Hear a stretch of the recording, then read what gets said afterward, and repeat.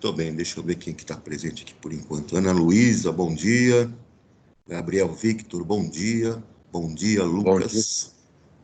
Bom dia, Luiz. Murilo, bom dia. Pétala, bom dia. Victor, bom dia. Pessoal, nós paramos lá na última aula falando a respeito lá das ligações químicas, né? Vimos lá a nossa ligação iônica, vimos a nossa ligação covalente, né? Então vamos dar uma retomada aqui só para nós lembrarmos lá do que nós estávamos falando nas últimas aulas. Eu vou dar uma ampliada aqui para vocês darem uma olhadinha. Nosso objetivo hoje, então, é estudar a ligação covalente coordenada. Então, só para a gente dar uma relembrada, né? Na ligação covalente comum, que nós tínhamos, né? O compartilhamento lá dos pares de elétrons para que cada um dos átomos adquirisse a sua estabilidade, né? A configuração eletrônica de gás nobre. Então, alguns exemplos que nós vimos nas ligações covalentes, né, normais, eu tenho aqui o cloro, por exemplo, Cl2, né? Então essa molécula tem essa fórmula molecular, Cl2. Você pode escrever uma fórmula eletrônica ou fórmula de Lewis para ela. Nessa fórmula eletrônica você coloca os elétrons de valência ao redor do átomo, e aí você tem o par de elétrons que está sendo compartilhado entre eles. Então aqui eu tenho cloro, um par de elétrons compartilhado. Cada um dos átomos fica com 8 elétrons de valência, portanto, adquire estabilidade. Então, a minha fórmula estrutural vai ser um cloro, e essa barra, essa linha, significa uma ligação covalente simples entre um átomo de cloro com outro átomo de cloro. Eu posso ter a ligação covalente dupla, né, que acontece aqui, por exemplo, na molécula de oxigênio, O2. Então, a fórmula molecular, para essa molécula, O2, a fórmula eletrônica, o oxigênio, cada um deles tem 6 elétrons de valência. Eu coloco 6 elétrons de valência ao redor de cada um deles e eu tenho 2 pares de elétrons que são compartilhados, formando então uma ligação dupla. A fórmula estrutural, então, um oxigênio, dupla barra com outro oxigênio. Um outro caso do gás nitrogênio, N2, essa é a fórmula molecular do gás nitrogênio. Eu faço aqui a fórmula eletrônica ou fórmula de Lewis. Cada nitrogênio tem 5 elétrons de valência. Então, eu tenho o compartilhamento de 3 pares de elétrons. Cada nitrogênio, nesse caso, fica com 8 elétrons de valência. E ele fica estável, então, formando essa molécula que tem a fórmula estrutural L barra, tripla barra, né? Tripla ligação com outro nitrogênio. Então, além disso, falamos aí de substâncias simples, né? Gás oxigênio, gás hidrogênio, gás nitrogênio. Mas as ligações covalentes aparecem então, também nas substâncias compostas. Só para lembrar aqui, então. Nas substâncias compostas eu tenho moléculas formadas por átomos de diferentes elementos químicos. Então, no caso aqui da molécula de água, H2O, sua fórmula molecular, a sua fórmula eletrônica, eu tenho o oxigênio com os seus 6 elétrons de valência, cada hidrogênio com 1 elétron de valência, eu tenho o compartilhamento de pares de elétrons entre o hidrogênio e o oxigênio, formando então a molécula de água que tem essa fórmula estrutural. Oxigênio ligado a um hidrogênio, ligado a outro hidrogênio.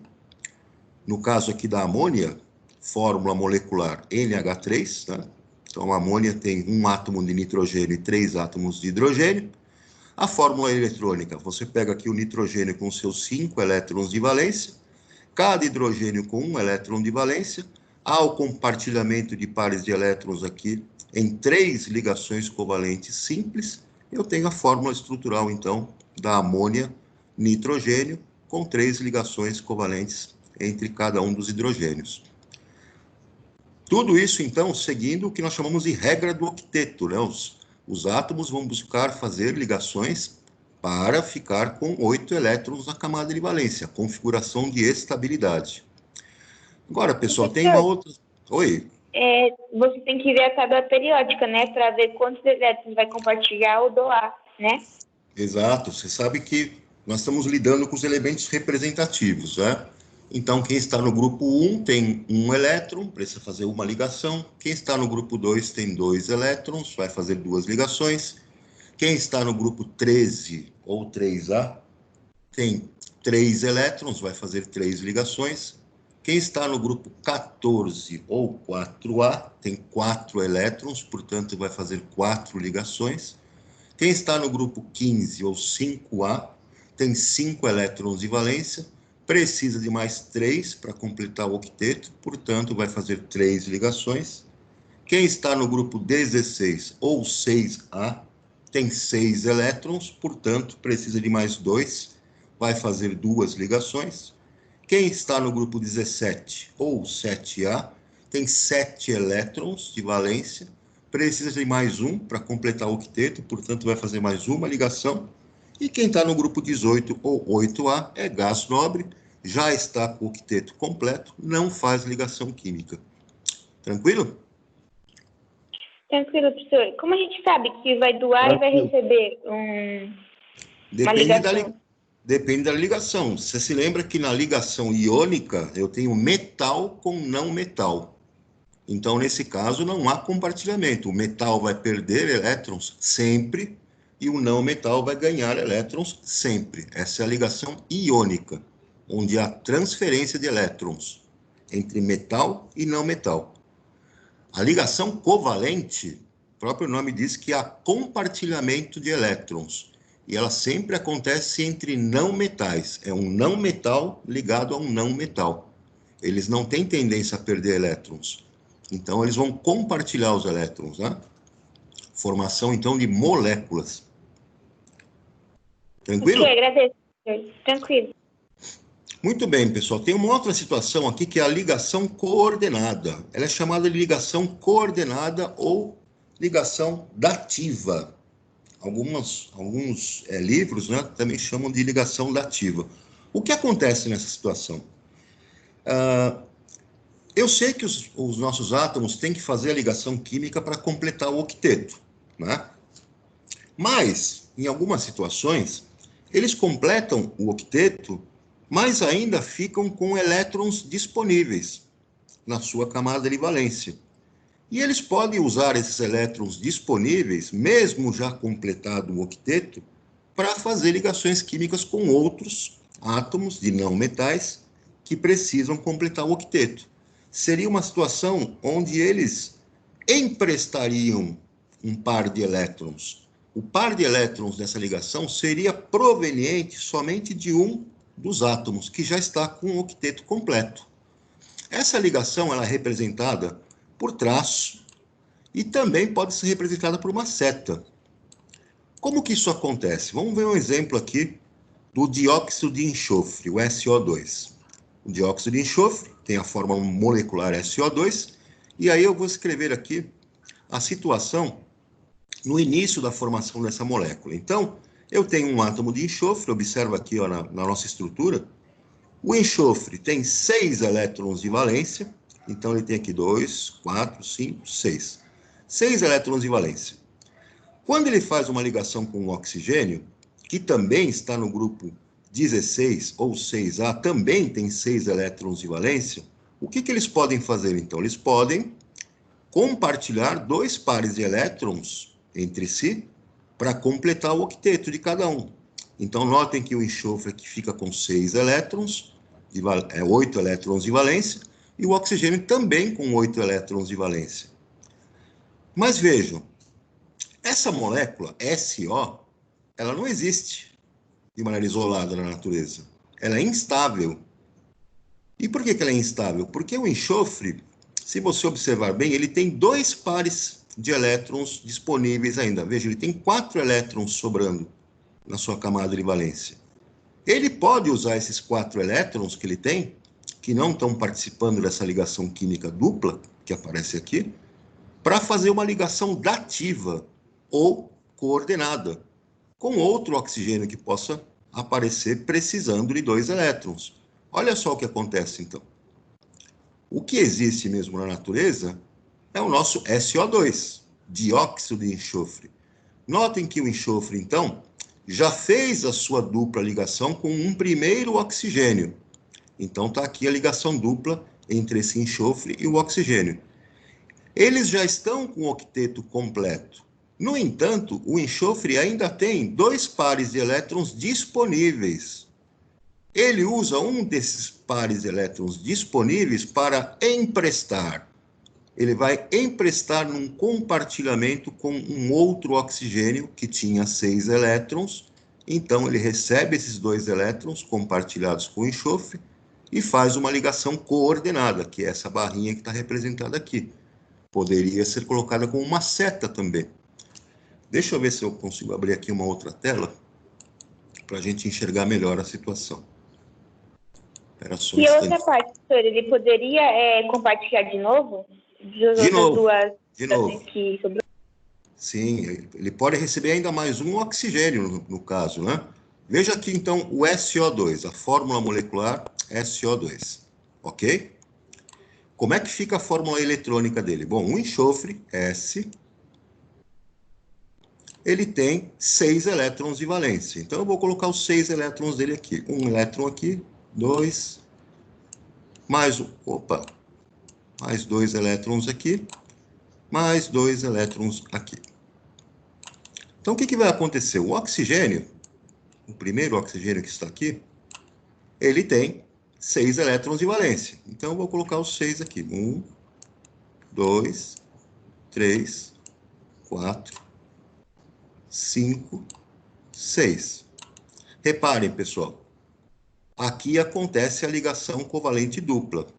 Primeira ligação aqui, primeira ligação aqui. Ambos os átomos ficam com 8 elétrons de valência. Olha aqui o enxofre com 8. E olha aqui o oxigênio com 8 também. Concordam? Todos concordam que os dois têm 8 elétrons de valência agora? Sim. Então, veja que na fórmula estrutural, esse enxofre fez uma ligação dupla com o oxigênio. Aqui. Maravilha. Mas reparem, eu ainda tenho 2 pares de elétrons aqui no nosso enxofre. Esses 2 pares de elétrons, então, vão poder participar de uma ligação coordenada com outro oxigênio. Então, vem outro oxigênio aqui, que tem seus 6 elétrons de valência. 2, 4, 6. E olha só, esse par de elétrons do enxofre, que está livre, pode ser, então, compartilhado com o oxigênio. E, nesse caso, então, o nosso oxigênio também vai permanecer com 8 elétrons de valência. E aí eu tenho a ligação dativa, coordenada, que eu posso desenhar como uma barra ou até mesmo como uma seta. É muito comum colocar uma seta assim, né? Indicando que é a ligação coordenada. Olha aí o SO2. Deu para acompanhar no meu desenho tosco aí, pessoal? Sim. É um horror ficar desenhando com esse mouse. Vejam no caso do o SO3, mesma coisa. O SO3 eu vou ter um enxofre com seus 6 elétrons, então tem 1. Oh, meu Deus, deixa eu apagar aqui, volta aqui, minha borrachinha, deixa eu pegar a borrachinha aqui. Ué, cadê a borracha desse negócio? Não tem borracha? Ah, tá aqui a borracha. Pronto. Deixa eu apagar aqui. Então, eu tenho o nosso enxofre com seus 6 elétrons. 2, 4, 6. Reparem, então, que vai haver uma ligação com um oxigênio, uma ligação dupla com aquele primeiro lá. Então, aqui 1, 2, 3, 4, 5, 6. O outro oxigênio vem aqui fazer uma ligação coordenada, que nós vimos lá em cima. Então, aqui fica com os seus 6 elétrons também. E olha, pessoal, o enxofre ainda tem um par de elétrons livre aqui, não tem? Tá aqui, ó, par de elétrons livre. Vem outro oxigênio aqui embaixo e faz uma ligação coordenada. 2, 4, 6. Então, reparem que todo mundo ficou com a sua camada de valência completa, né? O enxofre ficou com seus 8 elétrons de valência, cada oxigênio também com 8 elétrons de valência. Se nós observarmos aqui cada oxigênio, 8 elétrons de valência. Olha lá. E a fórmula estrutural, portanto, vai ficar o quê? O enxofre faz uma dupla ligação com um oxigênio e faz a ligação coordenada com um oxigênio e com outro oxigênio aqui embaixo. Só apresenta a setinha quando é o segundo a ter a ligação, né? Essa setinha está indicando a ligação coordenada. É aquela ligação que é feita com um par de elétrons que vem de um só dos átomos. Ele tem elétrons, par de elétrons livres, disponíveis, então ele pode fazer essa ligação coordenada. A gente representa por essa setinha, ou pode representar pela barra também, não tem problema. Tá tranquilo aqui, pessoal? Tranquilo, professor. Tranquilo. Sim, professor. Então, vamos adiante aqui. Olha, turma, o que acontece? Se você olhar na tabela periódica, quais são os elementos que têm capacidade de fazer a ligação coordenada? Bom, são aqueles elementos que vão ter uma quantidade maior de elétrons na camada de valência. Então, vejam aqui, os elementos do grupo 14, por exemplo, ou 4A, eles têm 4 elétrons de valência. Está aqui os 4 elétrons deles. Então, eles têm que fazer 4 ligações covalentes. É o que acontece aqui, ó, 4 ligações covalentes. E quando eles fazem essas 4 ligações covalentes, não fica sobrando nenhum elétron disponível para fazer ligação coordenada. Não sobra. Então, os elementos do grupo 14 não fazem ligação coordenada. Já quem está no grupo 15, é o caso lá do nitrogênio, por exemplo, do fósforo, eles têm 5 elétrons de valência. Percebam que eles têm que fazer, então, 3 ligações covalentes para completar o octeto. E notem que eles têm um par de elétrons que fica sobrando. Fica aqui sobrando um par de elétrons. Esse par de elétrons que sobra pode, então, fazer uma ligação coordenada. Tem essa capacidade de fazer uma, porque tem um par de elétrons que está disponível ali. Quem está no grupo 16, ou 6A, tem 6 elétrons de valência. Sabemos que ele tem que fazer, então, 2 ligações covalentes para completar o octeto. Faz uma ligação covalente aqui, por exemplo, e outra ligação covalente aqui. E percebam, então, que eu tenho 2 pares de elétrons disponíveis, que estão aqui sobrando. Esses 2 pares de elétrons disponíveis podem ser, então, usados para fazer uma ou até 2 ligações coordenadas.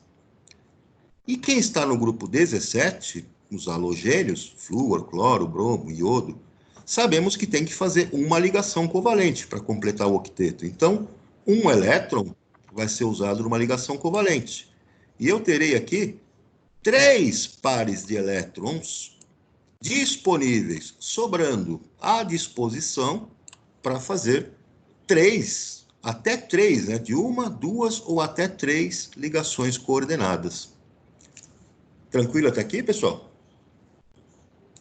Sim. Sim, professor.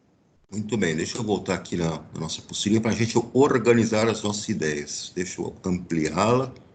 Tá aparecendo aí, pessoal? Dá uma acompanhada aí.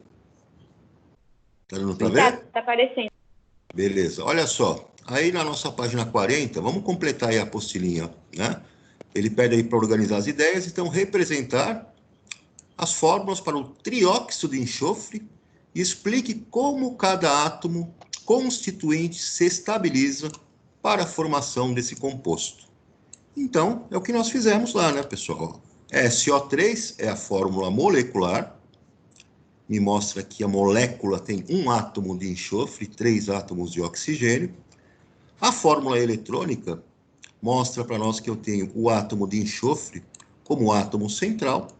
Ele faz uma dupla ligação com um oxigênio para completar o seu octeto, e o outro oxigênio também completa o seu octeto, e ele fica com 2 pares de elétrons livres, disponíveis.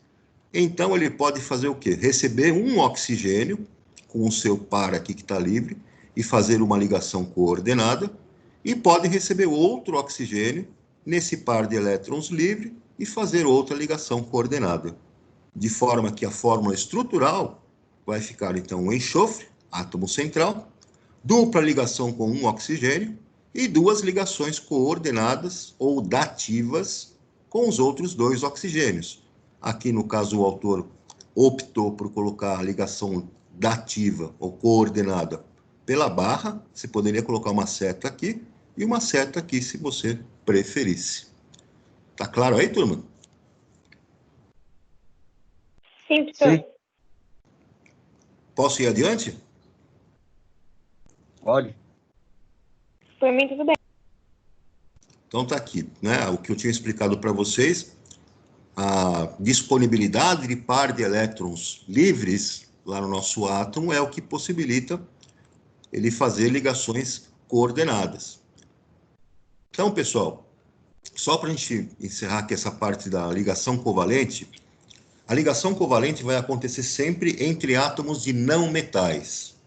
Essa ligação vai ocorrer pelo compartilhamento de pares de elétrons. E eu vou ter a formação de moléculas. Quando eu tenho essas substâncias formadas por moléculas, né, nós chamamos essas substâncias de substâncias moleculares. E esses compostos moleculares, eles têm características também próprias. Eles têm, de maneira geral, algumas propriedades físicas bem características. Quais são elas, então? Nas condições ambientes, ou seja, temperatura ambiente, 25 graus Celsius, pressão de uma atmosfera, você pode ter substâncias moleculares nos três estados físicos. Pode ser sólido, pode ser líquido, pode ser gasoso. Por exemplo, no estado gasoso eu tenho gás oxigênio, gás nitrogênio, gás hidrogênio, substâncias moleculares que, nas condições ambientes, são gases. Eu tenho substâncias que ficam no estado líquido, por exemplo, a água, substância molecular, H2O. Eu tenho aí o etanol, por exemplo, substância molecular, C2H6O. Eu tenho aí gasolina, por exemplo, que tem aí uma molécula um pouco maior aí com 8 a 9 carbonos na sua estrutura também, no estado líquido. E eu tenho substâncias moleculares no estado sólido. Então, por exemplo, sacarose, C12H22O11, é o nosso açúcar. Então, é sólido na temperatura ambiente. Parafina de cera, de vela, tem moléculas lá com uma quantidade lá que vai de 30 a 40 carbonos também no estado sólido, né? Plásticos, todos eles também aparecem aí no estado sólido. Então, as substâncias moleculares podem se apresentar no estado sólido, líquido ou gasoso nas condições ambientes. Outra característica, né? Em geral, né, os pontos de fusão e de ebulição das substâncias moleculares são muito mais baixos do que quando comparados com as substâncias iônicas. Então, as temperaturas de fusão e ebulição são relativamente baixas. Você consegue fazer a água passar para o estado vapor a 100 graus Celsius. Você consegue fazer o etanol passar para o estado de vapor a 78 graus Celsius, por exemplo. Então, são relativamente baixas. Se for comparar com uma substância iônica, que tem retículo cristalino, que tem aquela estrutura organizada de cristal, os íons, né, presos numa estrutura rígida, as temperaturas para os compostos iônicos de fusão e de ebulição são muito maiores, né? E olha só, uma outra propriedade que, de maneira geral, os compostos moleculares apresentam, né? Quando eles estão puros, não conduzem corrente elétrica. Então, eu não tenho nas moléculas, né, quando estão puras, né, a presença de íons ou partículas que têm carga elétrica livres que façam com que se conduza a corrente elétrica, então. Isso vai ter exceção, pessoal? Vai. Quando nós estudarmos lá os ácidos, por exemplo, que tem moléculas de ácido, essas moléculas de ácido podem sofrer processos que nós chamamos lá de ionização, quebra da ligação covalente e a liberação, então, de cátions e ânions, isso na água. E com essa característica, então, os ácidos, né, vão conduzir corrente elétrica quando estão em solução aquosa, dissolvidos em água. Vai ser um assunto que nós vamos ver lá para frente. Tudo bem até aqui, pessoal? Sim. Ok, Tudo, vamos... professor. Afirmativo. Beleza. Olha, pessoal, ligação metálica. Agora, nós temos que entender como é que vai acontecer a formação da ligação metálica. Ligação metálica, obviamente, vai acontecer entre átomos de metal com metal. Então, eu tenho átomos de metais interagindo, ligando-se entre si. Alguns exemplos de objetos que têm aqui átomos de metal. Então, vocês estão vendo aqui uns parafusos aqui de ferro, né? Estão vendo aqui um relógio que tem aço na sua composição. Estão vendo aqui uma roda de um automóvel que tem uma liga de metais, né? Você tem, então, uma liga que vai ferro, que vai, muitas vezes, magnésio nessa liga. Então, lá nos nossos metais, o que acontece? Como que ocorre a ligação entre eles? A característica do átomo de metal é de perder elétrons, como nós vimos, né? Tem baixa energia de ionização, tem baixa afinidade eletrônica, tem raio atômico grande, não tem muita eletronegatividade, então ele tem uma tendência a perder elétrons. Os elétrons que estão na camada de valência dos átomos dos metais, eles estão muito longe do núcleo. Então eles têm uma mobilidade muito grande, eles conseguem escapar facinho lá do átomo do metal. Então, o que vai acontecer? Quando um átomo de metal se aproxima de outro átomo de metal, os elétrons de valência, eles têm tanta facilidade de escapar do núcleo que eles conseguem ficar circulando entre todos os outros núcleos. Essa capacidade, então, desses elétrons se movimentarem, né, eles vão criar, então, uma situação que nós chamamos de nuvem eletrônica. O que é essa nuvem eletrônica? Vários elétrons de vários átomos de metal vão ficar circulando todos ao mesmo tempo entre todos os átomos dos nossos metais. Gerando o quê, então? Gerando uma estabilidade para esses átomos. É isso, então, que caracteriza a ligação metálica. Caracteriza-se pela movimentação de todos os elétrons de valência ao mesmo tempo entre todos os núcleos dos átomos dos metais. Nós chamamos isso de nuvem eletrônica ou mar de elétrons, também é muito utilizado esse termo, né? Olha que coisa interessante, então. Já dá para perceber de cara uma propriedade característica dos metais que é conduzir corrente elétrica, tanto no estado sólido quanto no estado líquido. Por que isso acontece? Porque tem elétrons livres para se movimentar aqui. Eu tenho aqui uma movimentação grande de elétrons. Se vier um elétron de fora, por uma corrente elétrica, ele vai passar facinho aqui junto com os outros. Então, os metais conduzem muito bem a corrente elétrica. Outra característica dos metais, né, se refere à condução de calor, condutividade térmica. Por que eles conduzem calor tão bem? Porque os átomos dos metais estão muito compactados, um do lado do outro. Aqui, está vendo a compactação que eles têm? Essa estrutura compactada, então, quando eu forneço calor para ela, quando um dos átomos começa a vibrar, por causa do calor que ele recebeu, automaticamente ele transfere essa vibração para o outro, de maneira imediata. E aí vai transferindo para o outro, para o outro, para o outro, para o outro. Essa agitação, originada pelo calor, é facilmente transferida ao longo do nosso metal, porque os átomos, né, dos metais estão muito compactados aqui, uma estrutura bastante compactada. Então, explica para nós também por que os metais conduzem calor muito bem. Outras duas características importantes dos metais é que eles têm ductibilidade, que é uma capacidade de eu esticar a estrutura e obter com isso fios, e esses fios não se rompem. E também uma outra propriedade que é chamada de maleabilidade, ou seja, eu consigo fazer com que a estrutura seja transformada em lâmina. Eu consigo fazer chapas, por exemplo, sem que a estrutura, né, acabe se rompendo. Eu não consigo essas propriedades com substâncias iônicas, por exemplo. Substância iônica, eu não consigo pegar uma rocha e transformar em fio. Ela não tem ductibilidade. Metal tem. Eu não consigo pegar uma substância iônica e transformar numa chapa. Vai quebrar. Eu não consigo pegar uma pedra e martelá-la até que ela vire uma chapa. Ela quebra. Substância iônica não tem essa propriedade. Isso é característico, então, de metais. Ductibilidade e maleabilidade. Outra coisa, pessoal, que os nossos metais têm de características, além de serem excelentes condutores de calor, eletricidade, serem dúcteis e serem maleáveis, metais têm brilho característico. É o brilho metálico. Só eles têm essa propriedade. Por quê? Quando você deixa a superfície do metal muito bem polida, ele faz com que a luz reflita facilmente nele. Mas não é só esse fenômeno que acontece.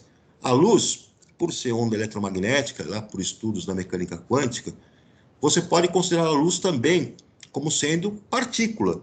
Então, é um comportamento dúbio, né? É a dualidade onda-partícula.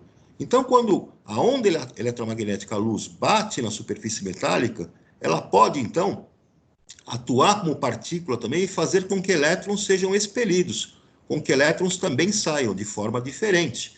E essa saída de elétrons é que afeta essa luz que é refletida e é característico do brilho metálico. Outra coisa a respeito dos metais, eles têm elevados pontos de fusão e de ebulição. Tem exceções? Tem. O mercúrio, por exemplo, é um metal líquido na temperatura ambiente, né? O césio e o frâncio são metais que têm pontos de fusão e ebulição relativamente baixos.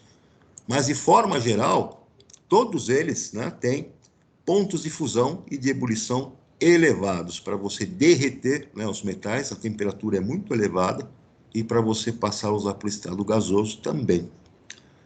Tudo bem, pessoal? Então, ó, reforçar para vocês. Ductibilidade, característica de metal, capacidade de se transformar em fios. Maleabilidade, capacidade de se transformar em lâminas. Uma coisa importante a respeito dos nossos metais é que eles também, na sua estrutura, na ligação metálica, eles assumem um retículo cristalino, parecido com o retículo cristalino iônico. Nesse retículo cristalino metálico, os átomos vão ficar organizados, né, formando estruturas bem rígidas e com uma geometria bem definida. Eu consigo fazer uma mistura entre os metais para obter propriedades mecânicas que são melhores do que se eu tivesse um metal puro para trabalhar. Então, quando eu faço essas misturas entre esses metais, eu obtenho o que nós chamamos de liga metálica. Então, uma liga metálica vai ser um material onde eu tenho a mistura em determinadas proporções de alguns tipos de metais para obter um material que me oferece propriedades físicas mais interessantes. Veja um exemplo de ligas que nós temos metálicas que aparecem na composição das moedas. Então, as moedinhas nossas aqui de R$1, de 5 centavos, de 10 centavos, né? A composição dessas ligas para essas moedas, então, só para a gente ter um exemplo, nas moedas de 5 centavos, a nossa liga, né? É uma liga, na verdade, que contém o nosso aço, né? Que vai ser uma liga de ferro com cobre. O cobre é um não metal, mas ele aparece como um elemento que fornece propriedades melhores para o ferro do que para o aço, do que para o ferro, né? Resistência, maleabilidade, resistência à oxidação. Então, eu faço essa liga de aço com cobre. Olha só, é a nossa moeda de 5 centavos. Nas moedas de 10 e 25 centavos, a nossa liga é feita com aço, que, como eu já falei, é uma mistura de ferro com cobre, uma proporção muito pequena de ferro com carbono, né? Uma quantidade muito pequena de carbono, não chega a 2% de carbono na composição, o restante ferro. E essa liga de aço, né, eu vou fazer então a mistura, uma liga com estanho e cobre. Já na moeda de 50 centavos, eu tenho uma liga entre cobre e níquel. E na moeda de R$1, eu tenho a liga de cobre e níquel no disco interno, e alpaca, que é um nome usual aí de uma liga de cobre, níquel, estanho e prata, que vai aparecer no disco externo. Isso vai conferir propriedades lá para as nossas moedas físicas mais interessantes: resistência, durabilidade, não vai oxidar. Então, algumas propriedades que te interessam, né, vão ser feitas para que você faça essas ligas com a intenção de melhorar as propriedades mecânicas do material. Então, olha só a liga de aço, como eu já tinha comentado com vocês. O que eu tenho na liga de aço? Você vai pegar aqui ferro, né, 98,5% de ferro, vai colocar um pouco de carbono, que vai de 0,5% a 1,7%, e vai ter alguns traços aqui de silício, enxofre, fósforo. Então, aí você obtém um aço. Qual é a principal característica dele? Resistência à corrosão. Né? Você evita, então, uma corrosão, uma oxidação dele precoce. Né? Aplica-se aonde? Você vai fabricar tudo que você possa imaginar aí para utensílios, né? Domésticos, por exemplo, para chapas de automóveis, para estruturas, para material de construção, lá, vigas, né? Por exemplo. O aço Bom dia, inox. Bom dia. Desculpa entrar agora porque minha internet caiu, aí eu vim na casa da minha tia para pegar. Ah, não tem problema.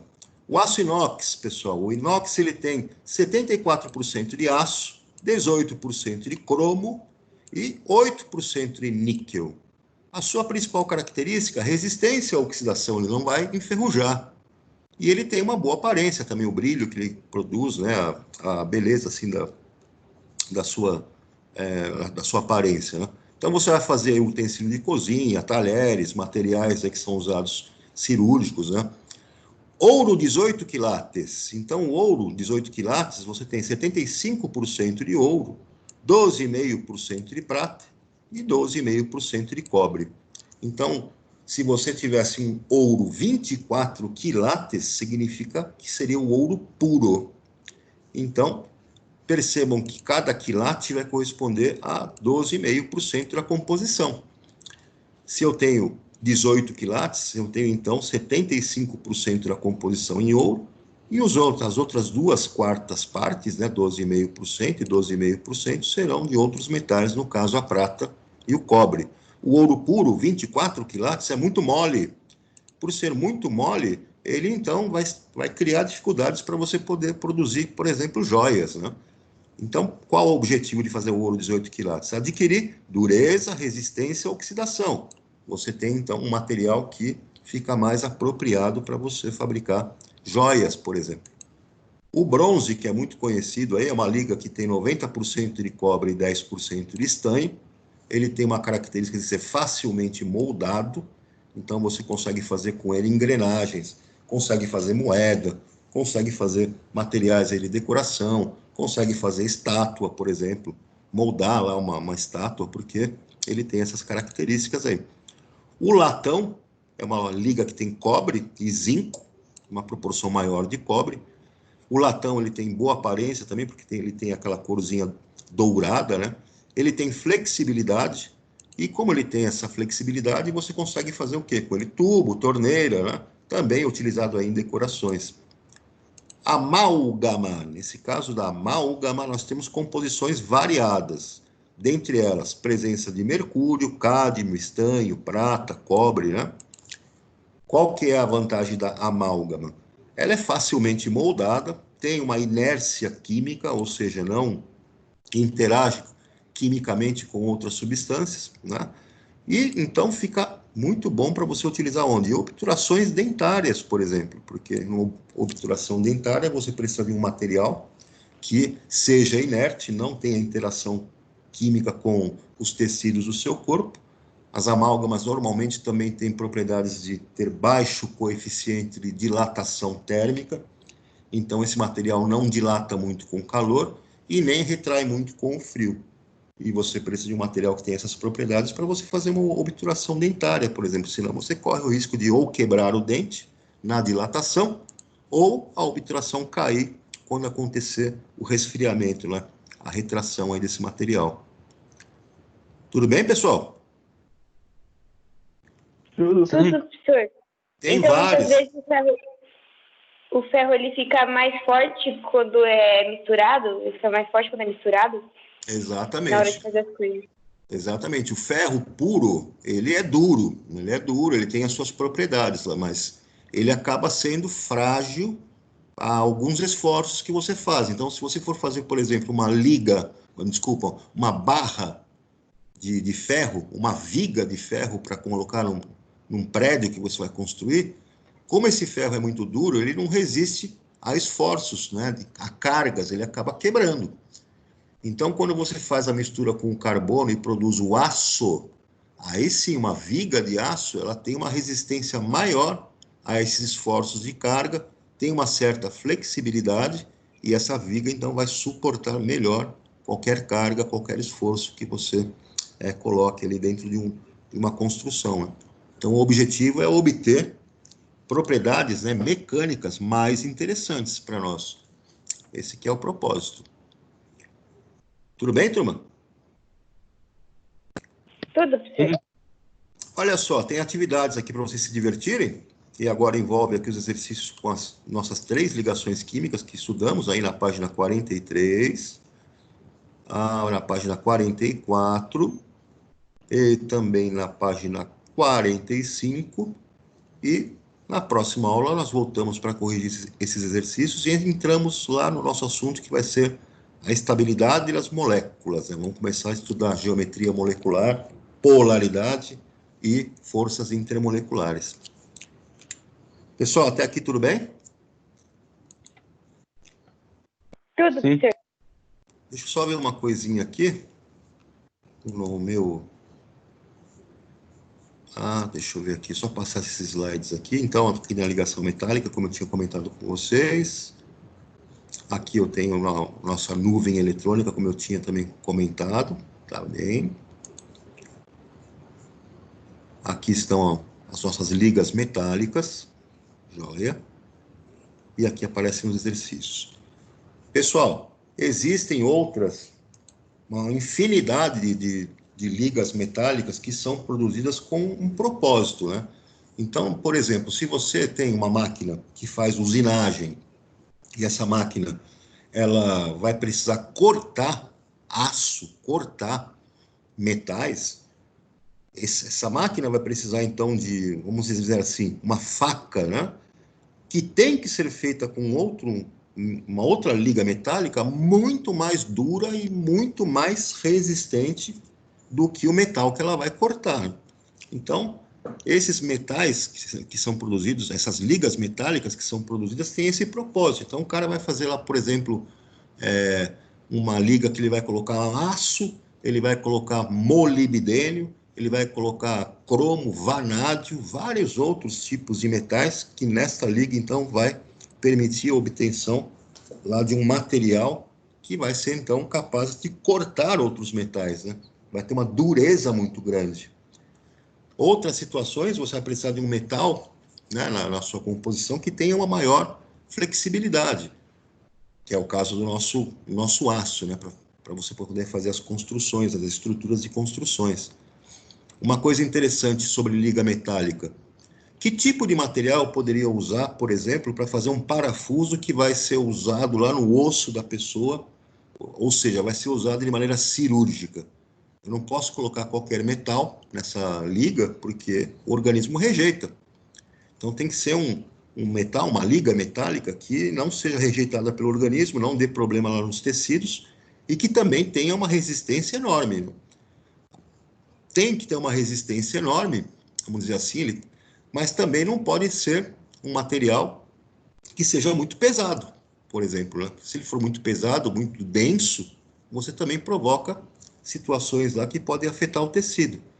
Então, só na parte de instrumentação cirúrgica, as ligas metálicas que são feitas nesse sentido aí, tem uma vastidão de materiais diferentes que os caras produzem para poder trabalhar aí com a instrumentação cirúrgica. Pensem num avião. O que é interessante lá na construção das estruturas do avião? Primeira coisa, tem que ser resistente, né? Mas tem uma coisa importante também, não pode ser muito pesado, tem que ser uma liga leve, porque quanto mais pesado for o seu avião, mais dificuldade ele vai encontrar para poder voar e vai gastar mais combustível com isso. Então você precisa encontrar ligas metálicas que funcionem num meio termo, confiram resistência, confiram uma certa flexibilidade e, ao mesmo tempo, não pode ter muita densidade, não pode ser muito pesado, porque aí você compromete o funcionamento lá da sua estrutura. Tudo bem, pessoal? Tudo, professor. Sim. Alguma dúvida até aqui? Não. Nenhuma.